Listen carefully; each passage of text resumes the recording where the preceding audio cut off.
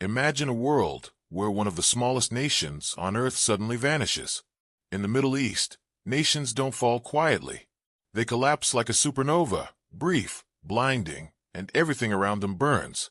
This is the scenario the US, Europe, Saudi Arabia, and the world quietly fear.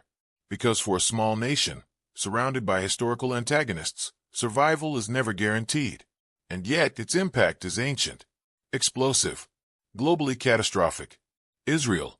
It sits at an impossible crossroads, an axis of resistance shaped by Iran, 3 continents, 6 wars, and decades of unresolved trauma. To understand the collapse scenario, you must understand Israel's central paradox. It is one of the safest places on Earth, and one of the most existentially threatened. It possesses one of humanity's most advanced missile defenses, the Iron Dome. And yet, since October 7, 2023, over 19,000 rockets have been fired at it. A constant, brutal reminder that survival here is never passive. Its military is among the strongest on the planet. Its intelligence capabilities are legendary. But the nation remains trapped in a permanent, high-alert state of existence. Israel is a country forged in fire, still living inside the flame. A nation born from genocide, where the stakes are always existential. Its geography is a strategist's nightmare. A narrow, exposed coastline, surrounded by rival states and non-state actors like Hezbollah and Hamas, shadowed by Iran's ballistic missiles and its network of proxy forces, designed to overwhelm even Israel's advanced defenses. Critical choke points, vulnerable infrastructure, dense population centers with nowhere to retreat. 0. Strategic depth. A single breakthrough, armored drones, missiles, or coordinated swarms, could split the country in hours.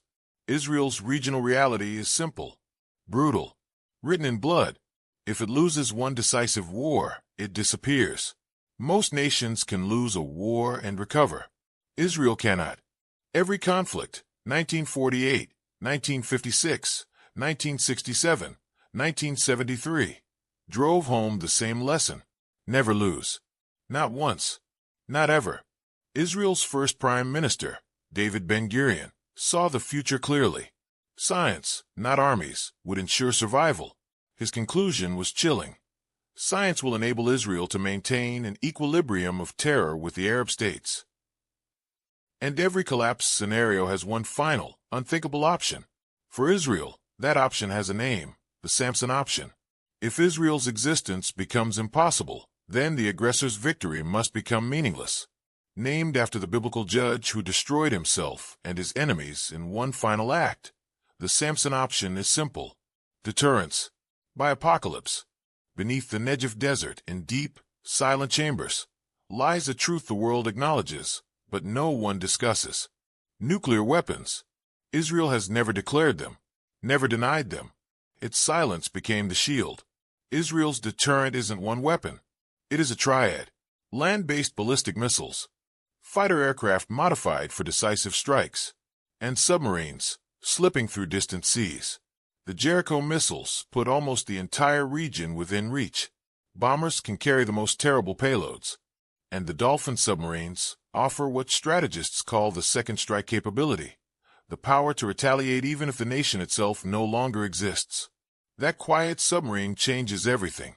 If Israel collapses, the effects do not stay in the Middle East. They detonate worldwide. 5 shockwaves follow. The Gulf shuts down shipping lanes. Oil surges past $500 a barrel. Europe enters rolling blackouts, not seen since the 1970s. Judaism, Christianity, and Islam confront an identity-shattering crisis. Tens of millions respond, emotionally, politically, violently. 8 to 10 million people move toward Cyprus, Greece, Jordan, Egypt. Europe's humanitarian capacity collapses overnight. The United States moves to stabilize. Russia counters to defend its ally Syria. China positions to secure energy routes. 3 nuclear superpowers. 1 collapsing region. Global economic failure, tech networks freeze. Critical AI systems glitch. Insurance and bond markets, the pillars of global finance, fracture instantly. The fall of Israel is not the fall of a nation. It is the collapse of a pillar holding up the geopolitical roof. If it falls, everyone falls with it. So how does Israel actually go extinct? Not by conquest, not by invasion, but by choosing self-destruction as the final form of deterrence. The Samson option is a double-edged promise. To guarantee survival, it must guarantee annihilation. If alliances break, if power shifts, if the world turns, its last act is not a battle. It is a decision. Let the pillars fall.